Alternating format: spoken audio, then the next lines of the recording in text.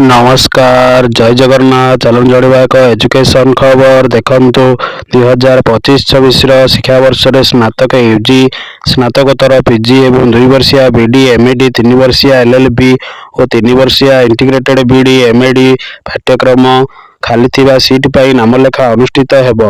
October 15 पूर्वाह्न 11 Sam's website रे common application form उपलब्ध हेबो एवं 22 तारिख रे राति 11:45 पर्यंत छात्र छात्री माने आवेदन करि परिबे। 27 तारिख रे रैंकिंग अनुसार विद्यार्थी तालिका उच्च शिक्षा अनुष्ठान रे ई स्पेस छात्र छात्री लॉगिन रे प्रकाश पाइबो।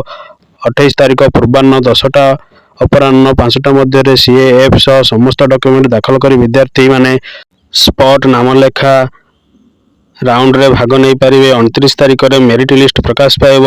30 और 31 तारिख रे वेटिंग लिस्ट थिबा आवेदनकारी वैध डॉक्यूमेंट सह चूड़ांत नामलेखा और नामलेखा फी दाखल करिवे। सेहि भली देखंतु आ गोटे एजुकेशन खबर सीएम किसान इत्यादि करी परिवार को मेधावी छात्र छात्री को कृषि विद्यानिधि योजना अंतर्गत वृत्तिगत और वैषयिक शिक्षा पे आर्थिक सहायता व्यवस्था सरकार करछंती। तो एथि एआईएसएचईएम मानर सरकारी शिक्षानुष्ठान समस्त खर्च बेसरकारी शिक्षानुष्ठान निर्धारित हार में खर्च बहन करेंगे राज्य सरकार। जातीय शिक्षानुष्ठान यथा आईआईटी आईआईएम एनआईटी आईएम एसओआईसीएआर रे उच्च शिक्षा योग्य छात्र छात्री को सरकार सहायता व्यवस्था करेंगे।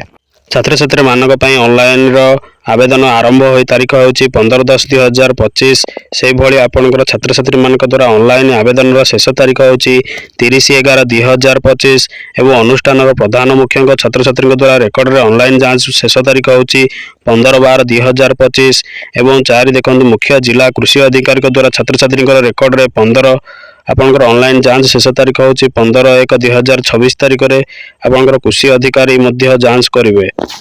योग्य छात्र छात्री माने आपण www.scholarship.odisha.gov.in रे आवेदन करंतु। अधिक सूचना पाई 1553351800345670 रे जोगाजोग करंतु। सेहि भणी चलंतु आ गोटी एजुकेशन खबर जानिबा आपण किभली एसएटेट रिजल्ट किपरि बाहर करिवे। Candidate can check their state result by the following the below mentioned steps. 1 visit the official website the exam www.bsodisha.ac.in state result पय आपण माने bsodisha.ac.in को जिबे। तापर स्टेप 2 देखंतु click the OTT result link present home page in the website. तो website रे present रे आपणकर वेबसाइट पेज को जिबे। तापर आपण एंटर द रोल नंबर और the name in the space provided. तो आपणकर स्पेस जोठी अछि तार नेम किबा आपणकर रोल नंबर देले आपणकर रिजल्ट आसी जिवो। तापर आपण माने देखंतु click on the result button रे क्लिक करिवे। तापर डाउनलोड आपणकर करिवे प्रिंट आउट करिवे OTT रिजल्ट 2025 लिंक पेपर 1 और 2। आपणकर candidate can check their OTT result 2025 click their direct link below. आपणकर OTT result link coming soon आपणकर आसी जिवो। तेणु आपण माने एई प्रोसेस रे आपणकर रिजल्ट सर्च करि परिबे। से भली देखंतु आपणकर सुरभि 2025 पे आपणकर जीके क्वेश्चन गुडी जो माने प्रिपरेशन करछंती आपण सीनियर माने तो आपणकर कला संस्कृति विज्ञान गणित एवं आपणकर भूगोल ऊपर पर्यवेसित एई 10टी क्वेश्चन देखंतु आपण मानकर निहाती आसीबो। तो कला संस्कृति कथक नृत्य केउ राज्य रे होइताय। ए मध्य प्रदेश बी उत्तर प्रदेश सी होची आंध्र प्रदेश डी होची अरुणाचल प्रदेश। तो आपणकर ठीक उत्तर होची उत्तर प्रदेश। से भली आंध्र रे केउ पर्व पालन करा जाय बिहू नुआखाई पोंगल छठ। तो ठीक उत्तर टी होची आपणकर पोंगल आंध्र रे पालन करा जाय।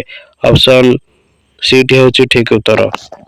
से भली आपणकर देखंतु 3 नंबर कंप्यूटर के उद्भावन करथिले Macmillan Baird Wright brothers Charles Babbage. तो ठीक उत्तर होची आपणकर चार्ल्स बाबेज ऑप्शन डी। से भली सौर जगतर बलय ग्रह नाम कोन देखंतु बलय ग्रह होची आपणकर शनि बृहस्पति नेपच्यून पृथ्वी। ठीक उत्तर होची ऑप्शन ए शनि।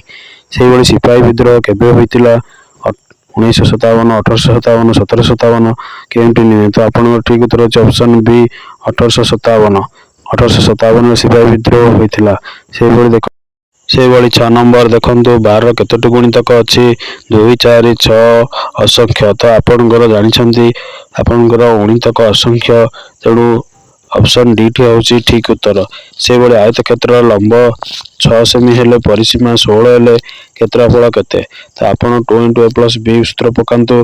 तो आपणकर 2a एवं 2b ଦେଖନ୍ତୁ 16 ଏବଂ 2b ପ୍ଲସ୍ ଆପଣଙ୍କର ହେଉଛି 16, ତେଣୁ ଆପଣଙ୍କର 6 ଦୁଗୁଣେ 12 2b, ତ 16ରୁ 12 ଗଲେ ଆପଣଙ୍କର ରହିବ 4, 2b = 4, ତ ଆପଣଙ୍କର 4/2, ତେଣୁ ଆପଣଙ୍କର 2 ହେଉଛି ଆପଣଙ୍କର ଓସାର, ତେଣୁକରି କ୍ଷେତ୍ରଫଳ ହେଉଛି 6 ଦୁଗୁଣେ 12, ତେଣୁ ଅପସନ୍ ସିଟି ହେଉଛି ଠିକ୍ ଉତ୍ତର। ସେହିଭଳି 8 ନମ୍ବର ଦେଖନ୍ତୁ ଆପଣଙ୍କର ରାଜ୍ୟସଭାକୁ ରାଷ୍ଟ୍ରପତି କେତେ ଜଣ ମନୋନୀତ କରିଥାନ୍ତି? 10 ଜଣ, 12 ଜଣ, 14 ଜଣ, 18 ଜଣ।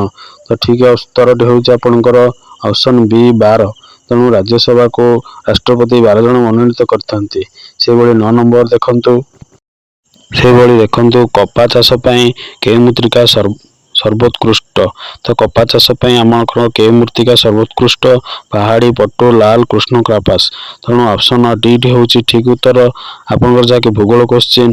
ଅପସନ୍ ଡି, କପା ଚାଷ ପାଇଁ କୃଷ୍ଣ କାର୍ପାସ୍ ମୃତ୍ତିକା ସର୍ବୋତ୍ତମ। ସେହିଭଳି 10 ନମ୍ବର ଦେଖନ୍ତୁ ଚିନାବାଦାମ ଆମ ଦେଶର କେଉଁ ରାଜ୍ୟରେ ସର୍ବାଧିକ ଚାଷ କରାଯାଏ? ଓଡ଼ିଶା, ଆନ୍ଧ୍ର, ତାମିଲନାଡୁ, ଗୋଆ। ତ ଠିକ୍ ଉତ୍ତରଟି ହେଉଛି ଆପଣଙ୍କର ତାମିଲନାଡୁ।